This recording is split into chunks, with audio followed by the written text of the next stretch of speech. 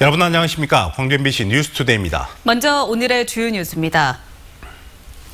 5.18 민주화운동 당시 계엄군들이 여성들을 성폭행한 사실이 38년 만에 정부 조사에서 확인됐습니다. 대법원이 일제 강제징용 피해자들의 손을 들어준 확정 판결 이후 근로정신대 피해자들이 낸 소송도 속도를 내고 있습니다. 경찰의 수배를 받은 조직폭력배가 위조된 운전면허증으로 도피 생활을 했습니다. 허술한 면허증 발급 체계를 이용했습니다. 경찰이 부동산 투기 의혹이 일고 있는 남부지역 아파트를 대상으로 내사에 착수했습니다. 5.18 당시 계엄군이 자행한 성폭행이 38년 만에 정부 조사를 통해 처음으로 확인됐습니다. 그동안 침묵 속에 살아야 했던 피해자들은 이루 말할 수 없는 고통에 시달렸습니다. 먼저 김인정 기자입니다. 1980년 5월 19일 계엄군에게 산으로 끌려가 집단 성폭행을 당했던 고등학교 1학년 여학생은 38년째 정신질환을 앓으며 그날에 머물러 있습니다. 나를 막 죽이려 한다고 그 뒤로는 완전히 지금까지도 1년에 주기적으로 1년에 한 번씩 가지 4월 되면 아파요. 주기적으로. 5.18 광주 민주화운동 당시 이 피해 여학생처럼 성폭행 피해를 본 민간인 여성이 적어도 17명 이상이라고 여성가족부 등 공동조사단이 공식 발표했습니다. 10대 여학생부터 30대 주부 등 평범한 여성들이 5.18 초기 진압에 투입됐던 계엄군들에게 끌려가 총으로 위협당하며 성폭행을 당했습니다. 피해 대다수가 집단 성폭행입니다. 38년간 침묵해야 했던 피해자들은 지금도 군복만 보면 속이 울렁거린다. 20살의 인생이 멈춰버렸다며 고통을 호소한 것으로 알려졌습니다. 당시 사망한 여성의 유방과 성기가 훼손된 모습을 목격했다는 진술도 확보했고 여학생이나 임산부가 성추행 당한 사례, 연행이나 구금 과정에서 성고문을 당한 사례도 확인했습니다. 그 여성들에 대한 전수조사가 따라야 돼요. 이번에 이제 17명만 밝혀진 셈인데 본인이 말하지 못한 그리고 알고 있어도 가족들이 시시하거나 했던 그런 일들이 굉장히 많이 있을 걸로 보여서 공동조사단은 성폭력 발생 장소가 계엄군 병력 배치와 부대 이동 경로와 유사해 가해자들의 소속 부대를 추정할 수 있었다고 밝혔습니다. 하지만 가해자를 확정하고 성폭력 행위가 더 있었는지를 확인하기엔 한계가 있었다며 5.18 진상조사위원회가 추가 조사해야 한다고 덧붙였습니다. 또 피해자 심리 치유와 더불어 국가 차원의 공식 사과가 필요하다고 강조했습니다. MBC 뉴스 김인정입니다. 계엄군의 성폭행을 낱낱이 밝히기 위해서라도 5.18 진상조사를 서둘러야 하지만 조사위원회 구성은 지연되고 있습니다. 자유한국당이 조사위원 추천을 차일피일 미루고 있기 때문입니다. 그럴 거면 차라리 추천권을 포기하라며 여야가 한국당을 압박했습니다. 보도에 김철원 기자입니다. 정부의 발표가 나오자마자 자유한국당을 제외한 여야 정당이 규탄 발언을 쏟아내며 진상규명을 다짐했습니다. 극악무도하고 천인 공랄 만행입니다. 가해자와 모든 진상을 명명백백하게 밝혀 역사에 반드시 기록해야 합니다. 5월 단체들도 정당 지도부를 잇따라 만나 5.18 진상규명조사위원회를 조속히 출범시키라고 요구했습니다. 자유한국당에 대한 여야의 압박도 거세졌습니다. 추천을 포기하라는 요구와 함께 한국당을 빼고 이미 추천된 6명으로 조사위원회를 출범시키자는 주장도 나왔습니다. 지만원 정도 의원밖에 추천할 수 없다면은 추천권을 포기하는 게 진상조사위원회 도와주는 방법일 것이라 생각합니다. 청와대는 이미 추천된 조사위원들 중심으로 하루빨리 진상규명조사위원회를 출범시켜 주실 것을 거듭 촉구합니다. 하지만 한국당은 특별법이 시행된 지 50일이 다 되도록 조사위원 추천을 미루고 있습니다. 선뜻 맡겠다는 사람이 없어 어렵지만 노력하고 있다며 시간만 끌고 있습니다. 그러면서도 6명으로 우선 위원회를 출범시키는 이른바 개문발차에 대해서는 교섭단체 대표회의에서 논의할 일이라며 사실상 동의하지 않았습니다. 정부도 한국당을 안 태우고 출발하는 개문발차에는 위험 부담을 느낄 수밖에 없기 때문에 거세지는 요구에도 불구하고 조사위 출범이 더 지연되지 않을까 우려됩니다. MBC 뉴스 김철원입니다. 대법원이 일제 강제징용 피해자들의 손을 들어준 확정 판결을 내린 이후 다른 강제동원 피해자들의 소송도 속도를 내고 있습니다. 광주 고법 민사 2부는 근로정신대 피해자인 88살 김재림 할머니 등이 미쓰비시 중공업을 상대로 낸 2차 손해배상 소송 선고일을 당초 12월 19일에서 2주 앞당겨 12월 5일에 선고하겠다고 밝혔습니다.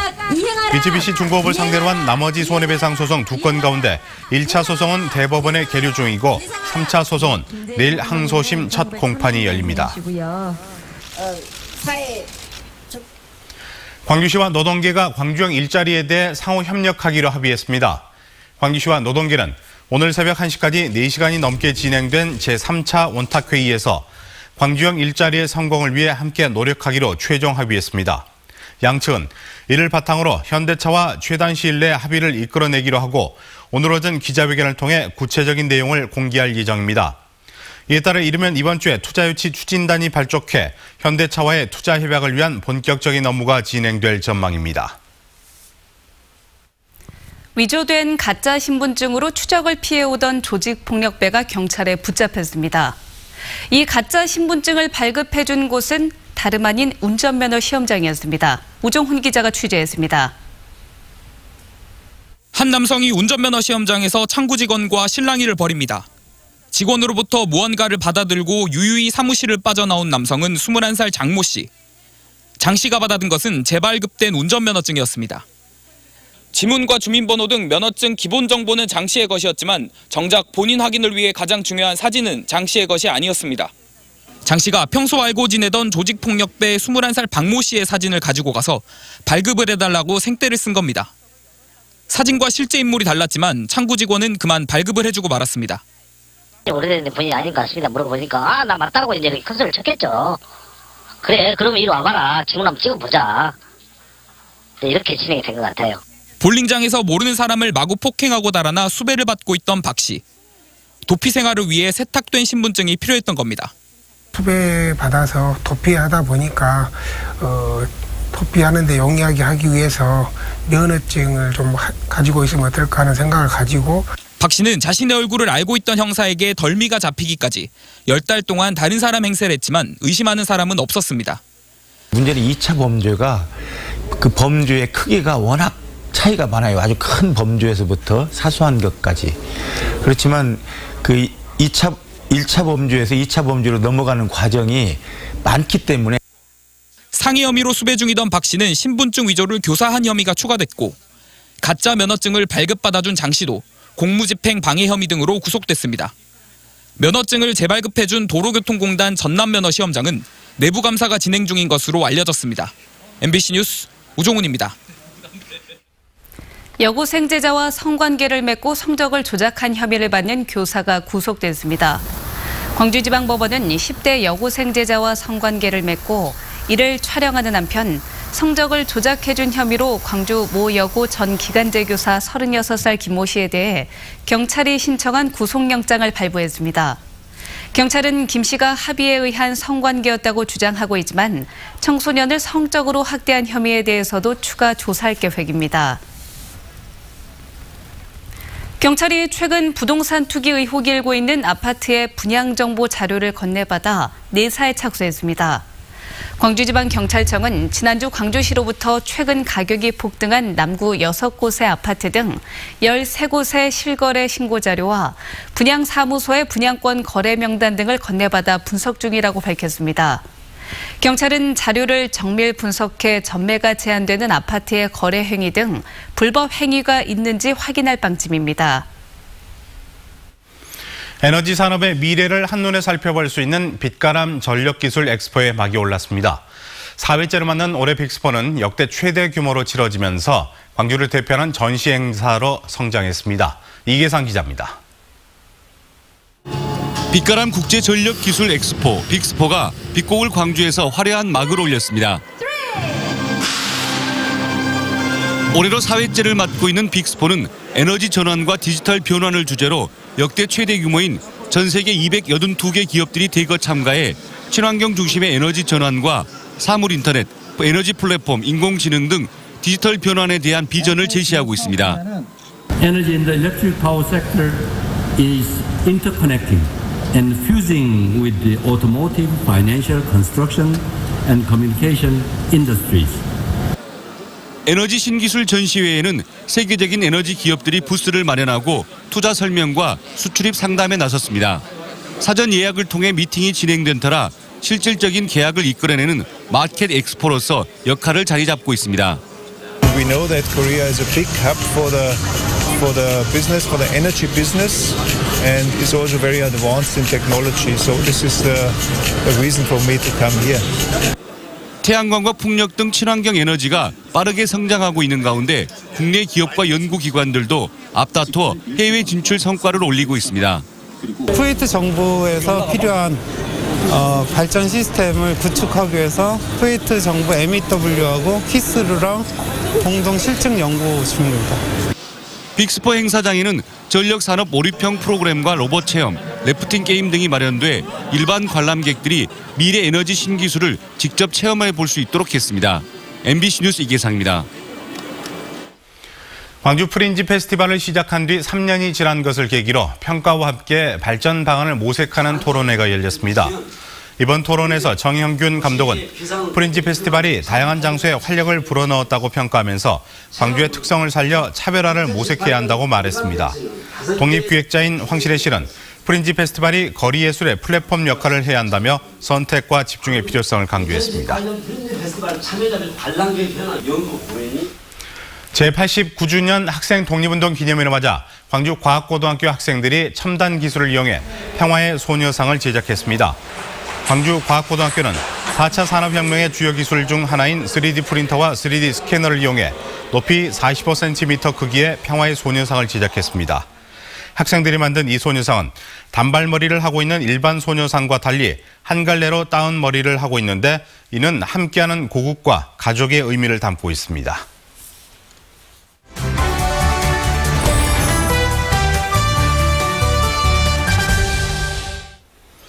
세월호 참사부터 촛불혁명, 남북정상회담까지 한국 근현대사에 있었던 큰 사건들을 그림으로 기록한 전시가 광주에서 열리고 있습니다. 네, 서동환 광주 아트가이드 대표와 이야기 나눠보도록 하겠습니다. 안녕하십니까? 네, 안녕하십니까? 네, 안녕하십니까? 뭔가 역사를 나타내는 전시가 되지 않을까 싶은데요. 소개를 해주시죠. 네, 이번에 소개할 전시는 광산구 소촌아트 팩토리의 큐브 미술관에서 11월 6일까지 열리는 김하순 작가의 4번째 개인전을 소개하겠습니다. 네. 이번 전시 주제는 바람은 길이 되어인데요. 세월호 참사와 평화에 대한 이야기가 가득한 전시입니다. 평화와 세월호 진실을 향한 사람들의 염원이 길이 되어 이루어졌으면 하는 바람을 표현한 작품들을 보실 수 있습니다. 그렇군요. 이 김하순 작가는 시민상주로 저희 뉴스에도 출연한 적이 있었거든요. 그런데 이렇게 참여를 직접적으로 하고 또 활동하는 이유가 있을까요? 네, 김하순 작가는 80년대 민주화 시절에 대학을 다녔는데요. 그때부터 미술운동에 몸담아 활동했습니다. 네. 걸개그림, 미술선연대 등 미술학도로서 민주화운동의 중심에 활동을 했었는데요.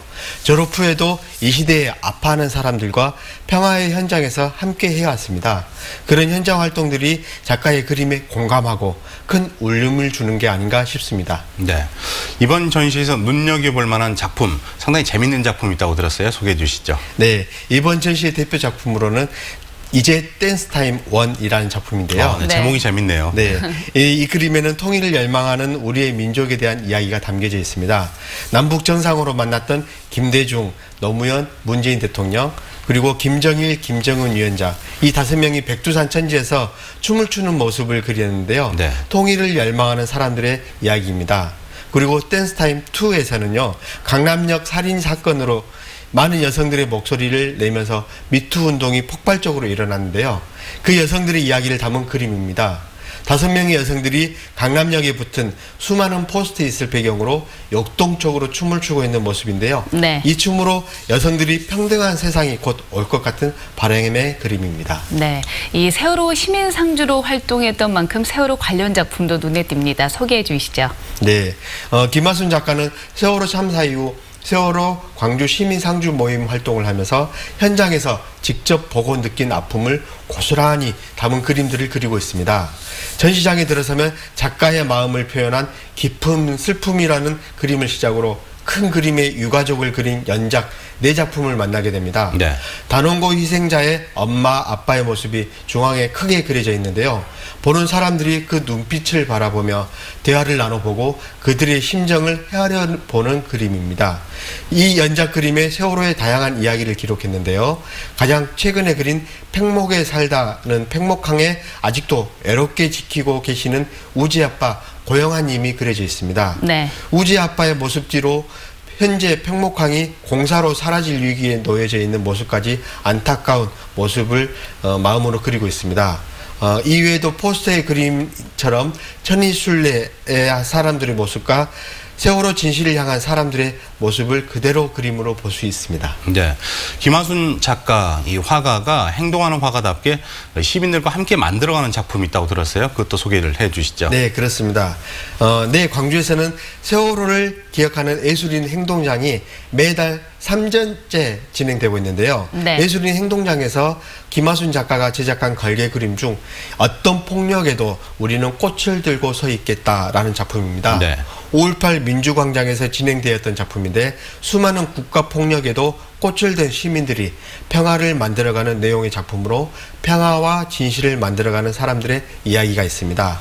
많은 분들이 직접 오셔서 그림을 보셨으면 좋겠는데요. 월요일은 휴관이고요. 가서 보시면 아마 그림 구석구석에 본인들의 모습들도 찾아볼 수 있을 것입니다. 네, 화면에 자세히 다 보지 못한 그런 모습들이 저희가 느끼지 않을까 이런 생각이 듭니다. 오늘 나와주셔서 고맙습니다. 네, 감사합니다. 감사합니다.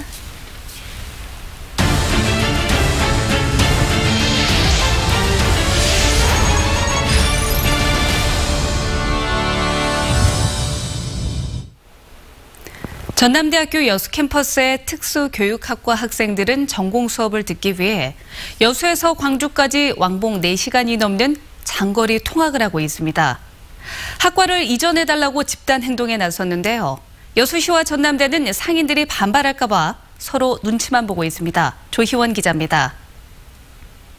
심야하는 여수시는 반성하라! 반성하라! 전남대 특수교육학부 학생들이 한자리에 모여 특수교육학부 광주 이전을 촉구하는 집회를 열었습니다. 지난 국정감사에서 전남대가 이전 결정을 보류한 것에 항의하기 위해 29일부터 동맹휴업에 들어간 데 이어 학과 이전을 반대하는 여수시에 학생들의 입장을 전달하기 위해서입니다. 학생들은 중등 특수교육학과 학생들의 경우 광주로 왕복 4시간 거리를 통학하는 등 이원화된 캠퍼스로 인해 불편을 겪고 있다며 학과 이전을 요구했습니다. 저 같은 경우에는 일주일에 한 번 정도 광주에서 여수를 왔다 갔다 했는데 다른 학생들 같은 경우에는 2에서 3일 정도까지 통학을 하는 학생들도 있더라고요. 학생들은 또 10년 동안이나 장거리 통학을 해왔다며 이제는 학생들의 고충을 해결해달라고 주장했습니다. 지난 2008년 특수교육학과를 신설할 당시 전남대가 장거리 통학 문제가 불거질 거라고 예측할 수 있는 상황이었는데도 불구하고 무리하게 학과를 신설했다는 겁니다. 학생들은 3, 4년 전부터 학교와 수차례 의견을 조율하며 지난해 학과 이전을 고려하겠다는 답변을 받아냈는데 이번에는 지역민과 정치권이 반대하고 나서 이전이 보류됐다고 주장했습니다. 여수시는 이전 문제와 관련해 전남대가 결정할 사안이라면서도 학과 이전을 받아들이기는 어렵다는 입장을 내놨습니다. 학교가 여수 캠퍼스 활성화 방안을 밝히고 학생들하고 이렇게 중재를 하도록 이렇게 해 주셔야죠. 문제가 생길 것을 알면서도 학과를 신설한 전남대. 전남대가 결정할 사안이라면서도 이전에 반대하고 나선 여수시. 양측이 서로 책임을 떠넘기는 사이 수년째 장거리 통학을 하는 학생들의 고통만 계속되고 있습니다. MBC 뉴스 조희원입니다. 나주 지역 시내버스들이 광주 시내에서도 운행할 수 있다는 대법원 판단이 나왔습니다. 나주시는 대법원이 최근 광주 운수업체에서 제기한 나주 999번 시내버스 광주 시내권 노선인가 취소 소송을 기각했다고 밝혔습니다. 대법원은 혁신도시 주민과 광주 시민들의 교통 편익이 광주 지역 운수업체 영업이익보다 더 크다고 판시한 것으로 전해졌습니다. 나주시는 이번 결정에 따라 국토부의 광주 시내권 정차 확대 조정을 다음 주 중에 다시 신청할 계획입니다. 광주 민간공원 특례사업 2단계 우선협상 대상자 평가에 주민 참여가 대폭 확대됩니다. 광주시는 시민심사단을 기존 51명에서 141명으로 늘려 모집 중이며 시민심사단은 오는 7일 평가회에 참여 해당 권역별로 업체들이 제출한 제안서를 심사하게 됩니다.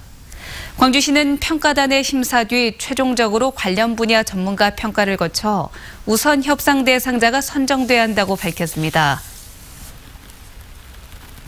환경부가 영산강 하류 죽산보의 수문을 한시적으로나마 완전 개방했습니다. 환경부는 어제 오전 5시를 기해 죽산보 2개 수문을 추가로 열었다며 지난해 개방한 2개 수문까지 더해서 모든 수문을 완전히 개방했다고 밝혔습니다.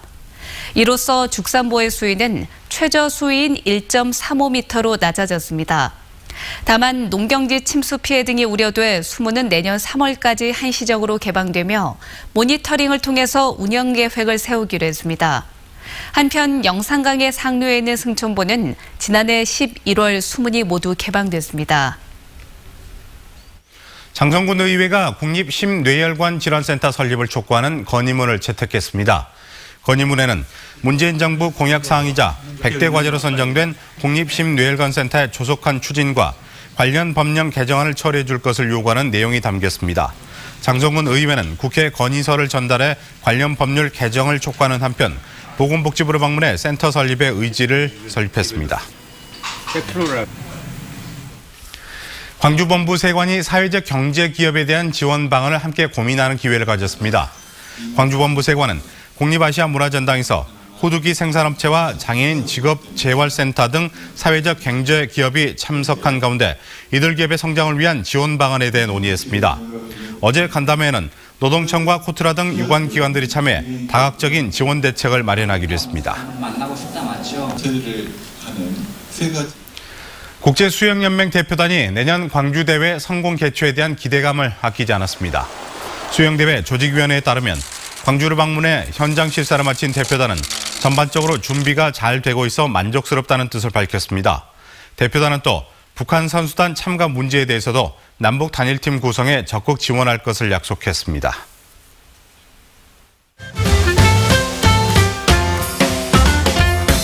가을밤과 어울리는 인문학 강연이 전남대학교에서 마련됩니다. 가을밤에 소설을 쓰다인데요. 황석영 작가 등 5명의 학자가 남북 평화시대의 한국 문학과 환경, 동물문학, 소설 쓰기 등 다양한 영역의 강의를 진행합니다. 11월 1일부터 5주간 매주 목요일에 열립니다. 세계의 요리를 한자리에서 맛볼 수 있는 2018 광주 세계요리대회가 11월 3일부터 이틀간 국립아시아문화전당 일원에서 열립니다. 현장에서 펼쳐지는 라이브 경연과 세계의 해산물 요리 경연, 광주 지역 요리 경연 등이 열리는데요. 음식도 먹어보고 직접 만들어보는 체험 행사도 마련됩니다. 국립광주박물관에서는 11월 3일 클래식 기타의 울림, 가을소리 공연이 열립니다. 광주 기타 동호인 단체 빛고울 클래식 기타 합주단이 리베르탱고, 라데츠키 행진곡과 녹턴 등 많은 사람들에게 친숙하고 사랑받는 명곡을 선보입니다. 친환경 소재나 비닐, 과일 싸개 등 다양한 소재로 만든 작품들을 한자리에 모은 국제 야외 설치 미술전이 동신대학교 박물관 일원에서 열립니다. 미국과 멕시코, 일본 작가들과 한국 작가 등 13명의 작가가 참여해 20여 점의 작품을 선보이는데요. 재료와 전시 공간의 한계를 넘어 펼쳐진 작가의 상상력을 감상해 보시죠.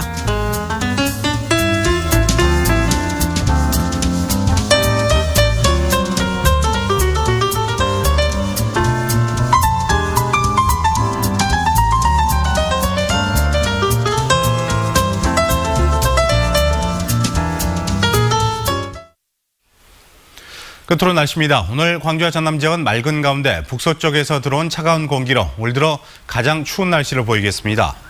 광주지방기상청에 따르면 화순이 영하 2도로 아침 최저기온이 가장 낮겠고 곡성이 영하 0.6, 나주 영하 0.4, 광주 3.8도 등 광주와 전남 지역의 아침 최저기온은 평년보다 최대 8도가량 낮은 영하 2도에서 4도 분포를 보이겠습니다. 낮 최고기온은 15도에서 17도로 어제와 비슷하거나 조금 낮겠습니다. 광주지방기상청은 이번 추위는 내일 오후부터 차츰 풀려 주말에는 평년 기온을 회복하겠다고 예상했습니다.